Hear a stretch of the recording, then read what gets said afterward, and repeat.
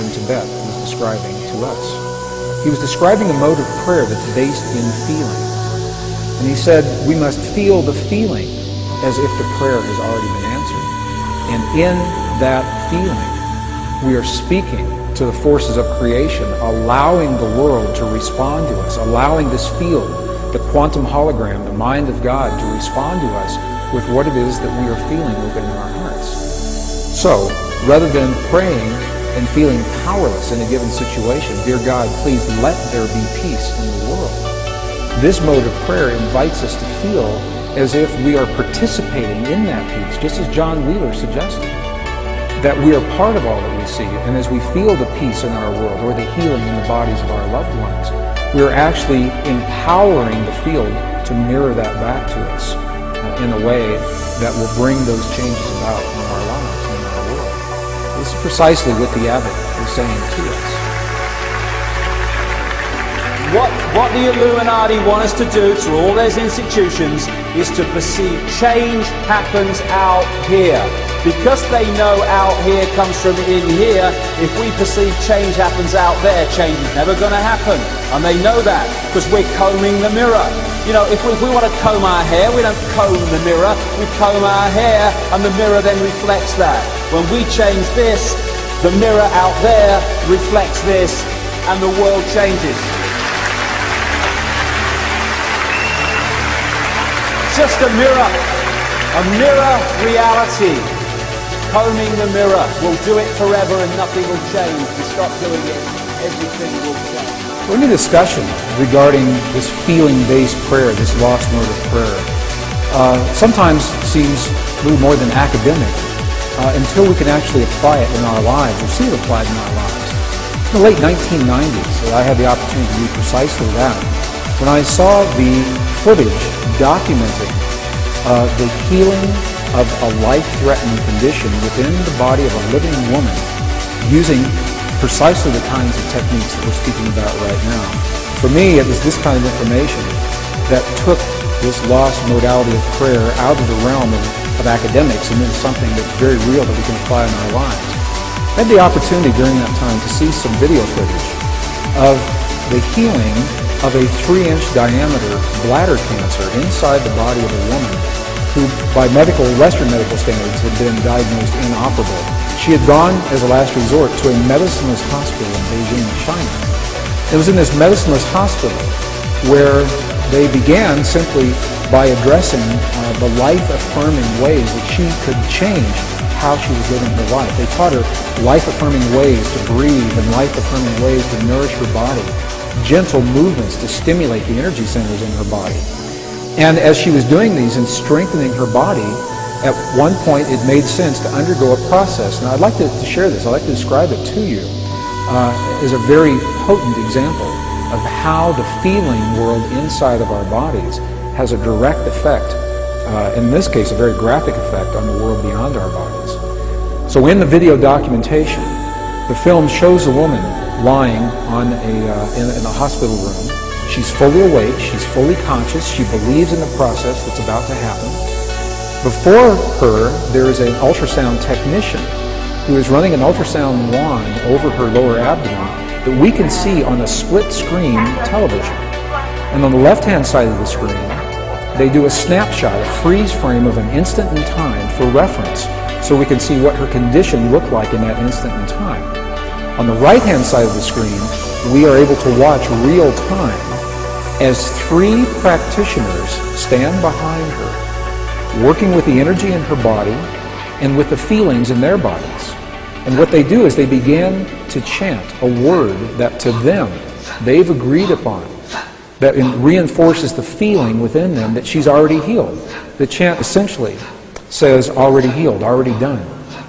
And as they begin to have this feeling and to say these words among themselves, on the computer screen, on the television screen, we can watch in real time this cancerous tumor as it disappears in less than 3 minutes real time. It's not like time-lapse on a documentary where you see a rose unfold in 30 seconds in something that normally takes days. This literally happens in less than 3 minutes. Her body responded to the feelings of the practitioners who were trained to have the kinds of feelings that they were having. And all they were feeling was the feeling of what it feels like to be in the presence of a woman who is already healed, fully enabled, fully capacitated. They were not seeing her as a woman who was sick, and they weren't saying, bad cancer, you've got to go away. It's a very, very different way of thinking about things, and it's a very graphic example of precisely how this principle works.